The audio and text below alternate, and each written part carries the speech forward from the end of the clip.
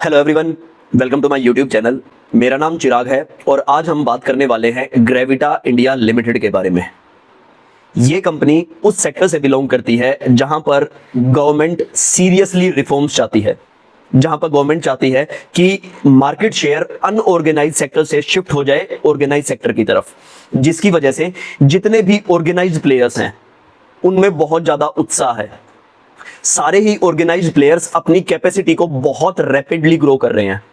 हमने पास्ट में भी देखा है, रिसेंट पास्ट में देखा है कि जब भी गवर्नमेंट किसी सेक्टर के पीछे पड़ जाती है ना कि इस सेक्टर को अच्छा परफॉर्म करवाना है, तो वो अल्टीमेटली हो जाता है। जैसे हमने 4 साल पहले डिफेंस में देखा, या हमने 4-5 साल पहले पीएसयू बैंक्स के अंदर देखा। गवर्नमेंट रिफॉर्म्स लेके आई और इन सेक्टर्स के सभी स्टॉक्स ने बहुत अच्छा परफॉर्म किया। तो there is a policy tailwind that is driving this stock today. Video start करने से पहले मैं आपको एक स्टैंडर्ड डिस्क्लेमर दे दूं कि ये वीडियो कोई बाय और सेल रिकमेंडेशन नहीं है। Please do your own due diligence before buying any stock. मैं कोई सेबी रजिस्टर्ड रिसर्च एनालिस्ट नहीं हूं, तो प्लीज मेरी बात सुन के किसी भी स्टॉक में इन्वेस्ट मत कीजिएगा। तो चलिए वीडियो स्टार्ट करते हैं। सबसे पहले तो बात करते हैं कि बिजनेस क्या है। बहुत सिंपल बिजनेस है। 88% of their business is recycling lead acid batteries. जितनी भी बैटरीज आज के दिन में हम अपने चारों तरफ देखते हैं, बड़े वाली बैटरीज जो बाइक्स में होती हैं, कार्स में होती हैं, इन्वर्टर्स पे लगती हैं, रेलवे में लगती हैं, उन सब लेड एसिड बैटरीज को ग्रेविटा इंडिया रिसाइकल करता है। लेड को निकालता है, उसके वैल्यू एडिड प्रोडक्ट्स बनाता है और उनको बेचता है। दैट इज द धंधा ऑफ ग्रेविटा इंडिया। बहुत सिंपल धंधा है। लेकिन सबसे इंटरेस्टिंग बात आज के दिन में इस धंधे में यह है कि आहिस्ता आहिस्ता मार्केट शिफ्ट हो रही है from unorganised players to organised players. आज के दिन में लगभग 15 से 20% मार्केट शेयर ऑर्गेनाइज सेक्टर के पास है और अनऑर्गेनाइज सेक्टर के पास लगभग 80% के आसपास मार्केट शेयर है। लेकिन यह शेयर बहुत रैपिडली शिफ्ट हो रहा है। हमने पहले भी बहुत सारी वीडियोस में डिस्कस किया है कि जब भी मार्केट शेयर अनऑर्गेनाइज से ऑर्गेनाइज की तरफ शिफ्ट होता है तो उस सेक्टर के अंदर बहुत लंबे समय तक टेलविंड्स रहती हैं। हमने तनिष्क जैसी जो ज्वेलरी सेक्टर है उसके अंदर देखा था। वहां पर भी मैंने जब वीडियो बनाई थी तो इस फैक्टर के बारे में बात की थी। तो ऐसा लगता है कि शायद 2030 तक ये ऑर्गेनाइज्ड प्लेयर ना लगभग 30% या 35% ऑफ द मार्केट शेयर हो सकते हैं। 2035 में ये फिगर 40% तक पहुंच सकती है। यानी जो ऑर्गेनाइज्ड प्लेयर्स है ना, उनकी जो वॉल्यूम्स हैं वो अगले 5 से 10 सालों में बहुत बहुत रैपिडली बढ़ेंगी। क्यों बढ़ेंगी? गवर्नमेंट नए नए रेगुलेशंस लेके आ रही है। 2022 में सरकार बैटरी वेस्ट मैनेजमेंट रूल्स लेके आई, जिस रूल के हिसाब से जो ओरिजिनल इक्विपमेंट मैन्युफैक्चरर है यानी एक्साइड या अमर राजा जैसी कंपनी, उनकी रिस्पॉन्सिबिलिटी हो जाएगी कि जितनी भी बैटरीज हैं वो उनको रिस्पॉन्सिबिलिटी की तरह रिसाइकल करनी है। पहले क्या होता था कि ओईएम्स बैटरीज को लेते थे और अनऑर्गेनाइज सेक्टर को दे देते थे। अनऑर्गेनाइज सेक्टर को क्यों देते थे? क्योंकि अनऑर्गेनाइज सेक्टर के अंदर यूजुअली टैक्स की चोरी होती है, वहां पर वो जीएसटी पे नहीं करते, जिसकी वजह से वो 18% का आर्बिट्राज आ जाता था, जिसकी वजह से जो ऑर्गेनाइज प्लेयर है डिस्पाइट देयर ऑपरेशनल एफिशिएंसीज बहुत ज्यादा अच्छा परफॉर्म नहीं करते थे। लेकिन अब रिसेंटली सरकार रिवर्स चार्ज मैकेनिज्म लेके आई है। अब ये आरसीएफ रिवर्स चार्ज मैकेनिज्म क्या है? देखिए, जो जीएसटी की रिस्पॉन्सिबिलिटी होती है ना वो यूजुअली सेलर की होती है, लेकिन इस केस में बायर की रिस्पॉन्सिबिलिटी है। यानी जो 18% की टैक्स चोरी होती थी ना वो नहीं हो पाएगी। इसके अलावा एक्सटेंडेड प्रोड्यूसर रिस्पॉन्सिबिलिटी है, यानी एक्साइड की रिस्पॉन्सिबिलिटी है कि वो एक ऑर्गेनाइज्ड प्लेयर को उठाएगा और उनको अपना स्क्रैप देगा। उसके बाद स्क्रैप देने के एवज में जो ग्रेविटा जैसी कंपनीज हैं वो एक्साइड को एक सर्टिफिकेट देंगी, ईआरपी सर्टिफिकेट।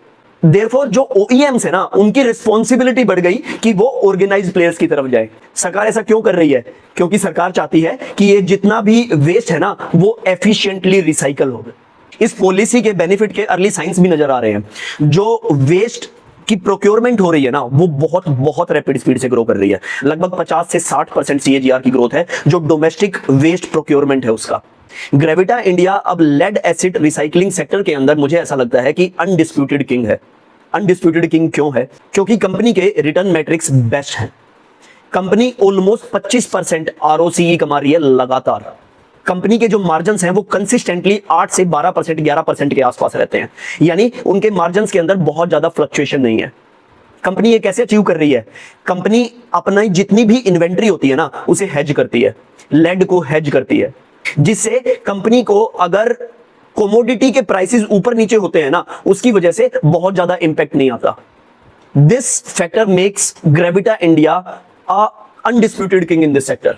और जो इनके कंपटीटर्स हैं, जैसे पोंडी ऑक्साइड लिमिटेड है या फिर नाइल नाम की एक कंपनी है, जो लिस्टेड प्लेयर्स हैं, वो ग्रेविटा के रिटर्न मैट्रिक्स के आसपास भी नजर नहीं आते। अच्छा, एक और फैक्टर है, ग्रेविटा इंडिया में वैल्यू एडिड प्रोडक्ट का मिक्स हाई है। पोंडी ऑक्साइड जैसी कंपनी 5-6% मार्जिन कमाती है, लेकिन जो ग्रेविटा इंडिया है वो 10-12% भी मार्जिन कमा लेती है। क्यों? क्योंकि वो लेड को रिफाइन करते हैं, रिसाइकल करते हैं और उसके बाद उनके वैल्यू एडिड प्रोडक्ट्स बनाकर बेचते हैं। आप सिर्फ रिफाइंड लेड को बेच लोगे तो आपको कम मार्जिन मिलेंगे, लेकिन अगर आप कस्टमाइज्ड लेड एलॉयज बनाएंगे तो आपको 1 या 1.5% ज्यादा मार्जिन मिलेंगे। इसके अलावा अगर आप लेड की ब्रिक्स बनाते हैं या लेड का पाउडर बनाते हैं तो आपके मार्जिन 2 या 3% से हाई हो जाते हैं। तो जो वैल्यू एडिड प्रोडक्ट का मिक्स है ना ग्रेविटा इंडिया के अंदर, वो लगभग 44-45% के आसपास है। 2026 में वो 42% था और 2025 में वो लगभग 46% था। मैनेजमेंट गाइडेंस दे रही है कि 2029 तक हम इस वैल्यू एडिड मिक्स को लगभग 50% पर ले जाएंगे। जब भी वैल्यू एडिड प्रोडक्ट का मिक्स चेंज होता है, इंप्रूव होता है, तो चांसेस हैं कि कंपनी के मार्जिन्स इंप्रूव हो। अच्छा, एक और डिफरेंट तरीके का बिजनेस है जो ग्रेविटा इंडिया करती है लेड एसिड बैटरी रिसाइकलिंग के अंदर, वो करते हैं टोलिंग बिजनेस। अब ये टोलिंग बिजनेस क्या होता है? देखिए, एक तो आप अपनी इन्वेंट्री खुद बिल्ड करते हैं, लेड को रिसाइकल करते हैं, रिफाइन करते हैं, उनके एलॉयज बनाते हैं और बेच देते हैं। तो इस केस के अंदर आपको इन्वेंट्री खुद ओन करनी पड़ती है। दूसरा तरीका है, आप जो OEMs हैं उनके साथ कॉन्ट्रैक्ट कीजिए। अमर राजा के साथ इनका कॉन्ट्रैक्ट है, ठीक है। अमर राजा अपनी इन्वेंट्री इनको प्रोवाइड करवाता है, यानी ग्रेविटा इंडिया को वो इन्वेंट्री अपनी बैलेंस शीट पर लेने की जरूरत नहीं पड़ती, जिसकी वजह से इन्वेंट्री डेज कम हो जाते हैं। यहां पर मार्जिन कम मिलते हैं, बिल्कुल कम मिलते हैं, लेकिन एक गारंटी है कि आपको कंसिस्टेंटली जो स्क्रैप है वो मिलता रहेगा। वैसे आपको स्क्रैप को कलेक्ट करने के लिए डिफरेंट जगहों पर जाना पड़ता है, डिफरेंट सप्लायर से कांटेक्ट करना पड़ता है, लेकिन अगर आप टोलिंग बिजनेस किसी OEM के लिए कर रहे हो, अमर राजा के लिए कर रहे हो, तो आपको स्क्रैप की लॉन्ग टर्म के लिए गारंटी हो जाती है। मार्जिन्स कम होते हैं लेकिन कंसिस्टेंट होते हैं। उसके बाद इन्वेंट्री को आपको हेज करने का भी खर्चा नहीं करना पड़ता। There is a trend in the industry जहां पर ये टोलिंग वाला जो काम है ना, उसकी परसेंटेज बढ़ रही है। जो OEMs हैं वो बजाय कि इन हाउस करने के चाहते हैं कि ये टोलिंग बिजनेस से ये जो रिसाइकलिंग वाला काम है ना, इसको आउटसोर्स कर दिया जाए। अच्छा, एक बात और ध्यान रखिएगा, लेड एसिड जो नई बैटरीज बन रही है ना, वो मोस्टली रिसाइकल्ड लेड से बनती हैं। एक्चुअली में नया लेड माइन करना बहुत मुश्किल है, उसकी बहुत ज्यादा खदानें नहीं है, तो इसीलिए ओवरवेलमिंगली जितनी भी नई बैटरीज बनती है ना, वो रिसाइकल्ड प्रोडक्ट से बनती हैं। इसीलिए भी ग्रेविटा जो OEMs है, अमर राजा है, एक्साइड जैसी कंपनीज हैं, उनकी वैल्यू चेन का बहुत इंपॉर्टेंट हिस्सा है। वो उनको रॉ मटेरियल भी प्रोवाइड करवाता है और फाइनली रिसाइकलिंग भी करता है ना। अब 88% बिजनेस की तो मैंने बात कर ली कि लेड एसिड बैटरीज है। 12% बिजनेस कहां से आता है? कंपनी आहिस्ता आहिस्ता डाइवर्सिफाई कर रही है, एल्यूमिनियम के अंदर, रबर के अंदर, प्लास्टिक के अंदर, लिथियम आयन बैटरीज के अंदर और रिसेंटली कॉपर के अंदर। कंपनी आहिस्ता आहिस्ता इन सभी मेटल्स की रिसाइकलिंग कर रही है। यहां पर हम दो चीजों के ऊपर फोकस करेंगे, एल्यूमिनियम और कॉपर। रिसेंटली कंपनी ने कॉपर की एक कंपनी को 560 करोड़ में एक्वायर किया है, RMIL कंपनी का नाम है। 560 करोड़ में इसी क्वार्टर में, लास्ट क्वार्टर में कंपनी ने उसको एक्वायर किया था और उस एक्विजिशन को बहुत रैपिडली स्केल करने का प्लान है। RMIL की आज के दिन में कैपेसिटी ऑलमोस्ट 30,000 MTPA की है, जिसको कंपनी अगले 2-3 साल में 60,000 MTPA की लेके जाना चाहती है। इसके अलावा कंपनी RMIL के प्लांट को बैकवर्ड इंटीग्रेट भी करना चाहती है। कैसे? कॉपर की खुद रिसाइकलिंग करके। आज के दिन में जो RMIL है वो अपना जो कॉपर है, स्क्रैप है, रिफाइंड कॉपर है, वो किसी दूसरे वेंडर से खरीदता है। कंपनी चाहती है कि वो अपना खुद का प्लांट लगाए, खुद स्क्रैप खरीदे, खुद उसे रिफाइन करे और उसके बाद RMIL में भेज दे, ताकि वैल्यू एडिड प्रोडक्ट कॉपर के बन के निकल सके। ठीक है, तो कंपनी ने रिसेंटली मुंद्रा में अपनी फैसिलिटी लगाई है, जहां पर लगभग 29,000 MPTA की रिफाइनिंग होगी। इस कैपेसिटी को कंपनी लेके जाना चाहती है 1 लाख MTPA अगले 3 साल के अंदर। यानी कंपनी का फुल फ्लेज प्लान है कि कॉपर को बहुत बहुत रैपिडली ग्रो करना है। कंपनी इनफैक्ट चाहती है कि अगले 3-4 साल के अंदर जो नॉन लेड एसिड बैटरी का बिजनेस है ना, वो लगभग 12% से बढ़कर 30% पर पहुंच जाए, ताकि कंपनी एक डाइवर्सिफाइड कंपनी दिखाई दे। आज के दिन में जो सारी ग्रोथ है वो डिपेंड करती है लेड एसिड बैटरीज के ऊपर, लेकिन आहिस्ता आहिस्ता कंपनी डाइवर्सिफाई कर रही है दूसरे प्रोडक्ट्स के अंदर, कॉपर जिसके अंदर सबसे ज्यादा इंपॉर्टेंट हो जाता है। नंबर 2 प्रोडक्ट है एल्यूमिनियम। एल्यूमिनियम से लगभग आज के दिन में 8% के आसपास रेवेन्यू आते हैं। हाउएवर पिछले 1-2 साल में एल्यूमिनियम के साथ बहुत बुरा हो रहा है। क्या बुरा हो रहा है? सबसे पहले तो एल्यूमिनियम के रेट बहुत ज्यादा बढ़ गए, जिसकी वजह से जो सप्लायर्स हैं वो इन्वेंट्री को बचा के रख रहे हैं। भाई किसी भी प्रोडक्ट के अगर रेट बहुत ज्यादा रैपिडली बढ़ेंगे तो जिसके पास वो प्रोडक्ट है वो कहेगा मैं आज क्यों बेच रहा हूं, मैं 4 दिन के बाद बेचूंगा, मैं 1 महीने के बाद बेचूंगा, जिसकी वजह से इनको जो स्क्रैप है उसको प्रोक्योर करने में दिक्कत आ रही है। उसके अलावा जो ग्रेविटा इंडिया है ना, वो ना बहुत बहुत सॉलिड कंपनी है। वो कभी भी इन्वेंट्री रिस्क नहीं लेना चाहती। वो चाहती है कि जितनी भी इन्वेंट्री उनके पास है ना वो 100% हेज्ड रहे। लेकिन एल्यूमिनियम की हेजिंग इंडिया के अंदर होती ही नहीं है। MCX का प्लान है कि वो जल्दी से जल्दी एल्यूमिनियम की जो हेजिंग है वो शुरू कर सके इंडिया के अंदर। ठीक है, जैसे ही MCX के ऊपर एल्यूमिनियम की हेजिंग शुरू हो जाएगी, ग्रेविटा इंडिया अपना एल्यूमिनियम के बिजनेस को बहुत रैपिडली ग्रो करने वाला है, ऐसा मैनेजमेंट बोल रही है। लेकिन पिछले 1.5 साल से MCX के ऊपर हेजिंग शुरू ही नहीं हो रही, जिसकी वजह से एल्यूमिनियम का business is in a Limbo, वो वहीं पर खड़ा है। लेकिन मैनेजमेंट इंतजार में है कि जैसे ही हेजिंग शुरू हो वैसे ही हम इस बिजनेस को बहुत रैपिडली ग्रो करें। इसके अलावा प्लास्टिक का बिजनेस है, लिथियम आयन का बिजनेस है, रबर का बिजनेस है। ये तीनों बिजनेस ना बहुत ज्यादा ध्यान देने लायक नहीं है, क्योंकि मैनेजमेंट का भी फोकस अभी यहां पर बहुत ज्यादा रैपिड ग्रोथ का नहीं है। तो हमें फोकस करना है जो इनका कोर बिजनेस है, लेड एसिड बैटरीज, उसके बाद कॉपर के ऊपर बहुत ज्यादा फोकस करना है, क्योंकि कॉपर बहुत रैपिडली ग्रो होने वाला है।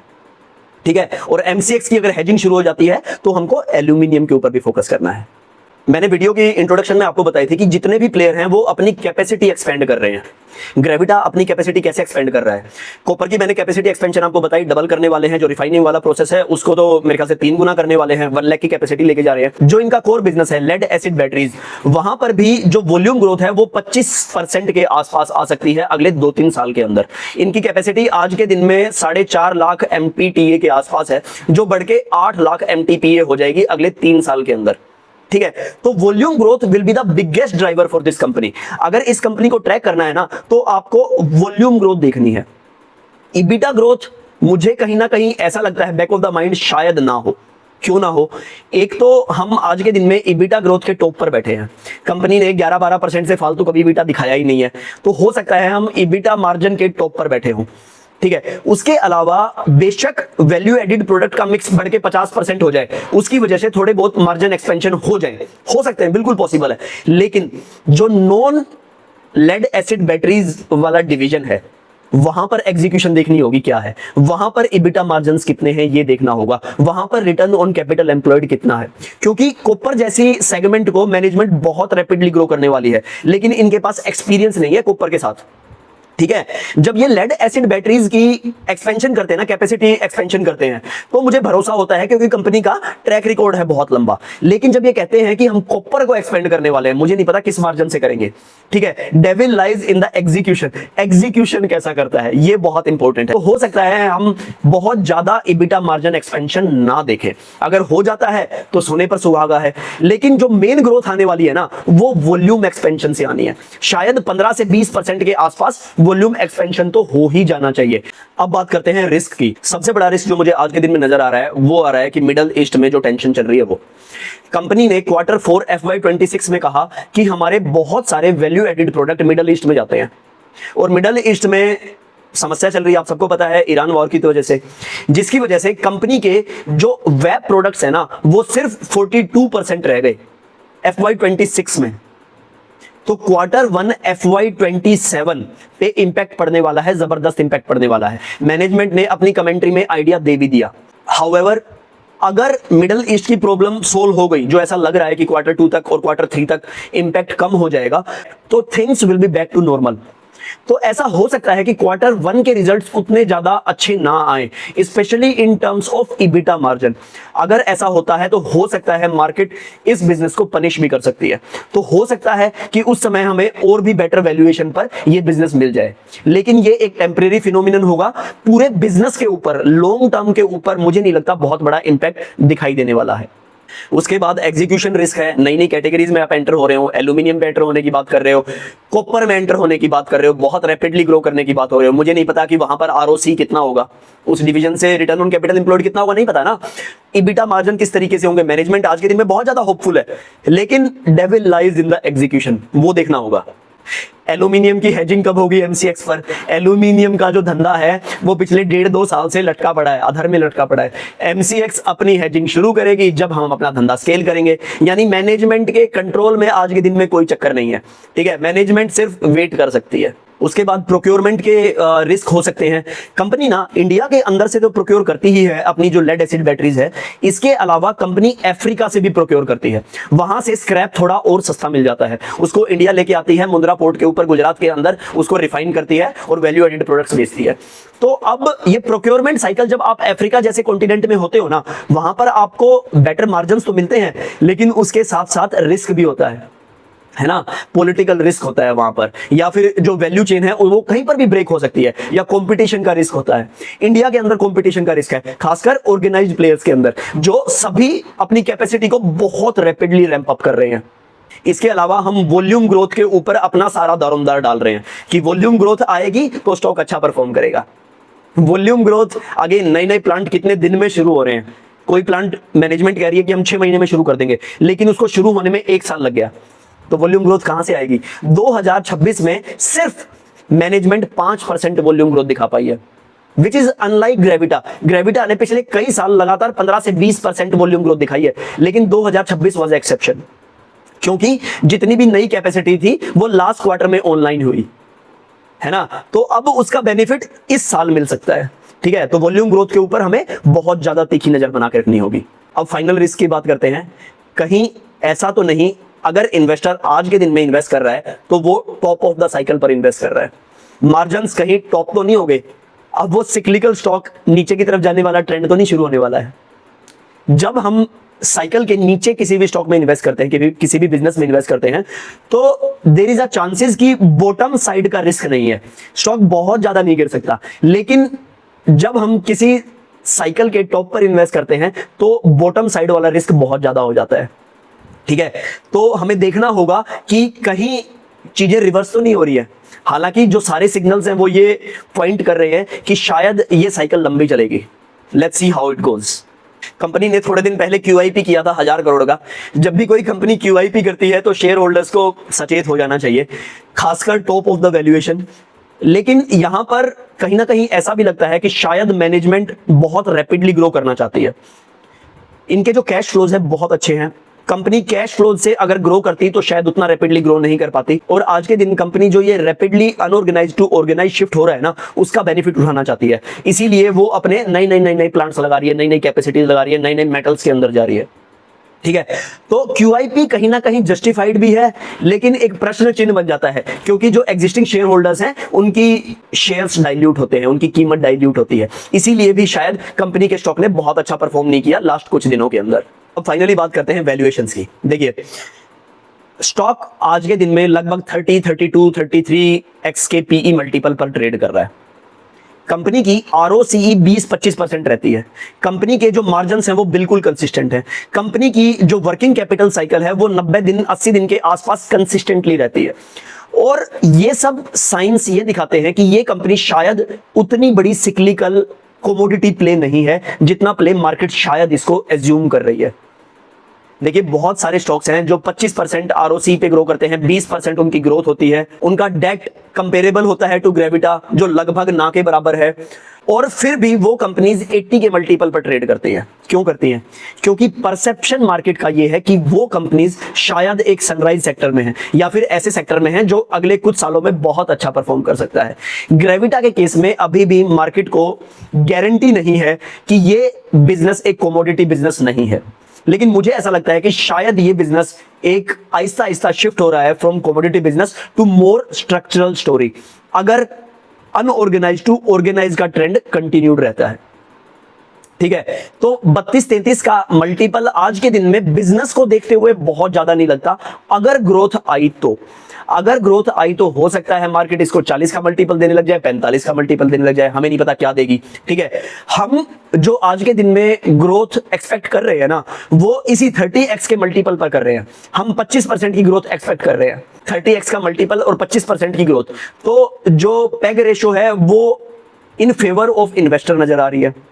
गारंटी किसी चीज की नहीं है, साइकिल रिवर्स होगी, रिजल्ट अच्छे नहीं आई, वॉल्यूम ग्रोथ नहीं हुई, एग्जीक्यूशन रिस्क आ गया, तो कंपनी बहुत जल्दी डी-रेट हो जाएगी और स्टॉक भी बहुत रैपिडली करेक्ट हो सकता है। ठीक है, ये रिस्क हमेशा बना रहेगा। ठीक है, तो कोई भी इन्वेस्टर अगर इस कंपनी में इन्वेस्ट कर रहा है तो रिस्क को भी देखिए, वैल्यूएशन को भी देखिए, और ये भी देखिए कि अगले क्वार्टर में किस तरीके के रिजल्ट आ सकते हैं। हो सकता है आपको बार्गेन के ऊपर ये स्टॉक मिल जाए। होपफुली आपको ये वीडियो बहुत अच्छी लगी होगी। किसी नेक्स्ट वीडियो में किसी और इंटरेस्टिंग आइडिया के साथ मिलेंगे। तब तक के लिए मेहनत करते रहिए, पढ़ाई करते रहिए, पैसा जरूर बनेगा, इतना भी मुश्किल नहीं है। Bye bye, take care and best of luck.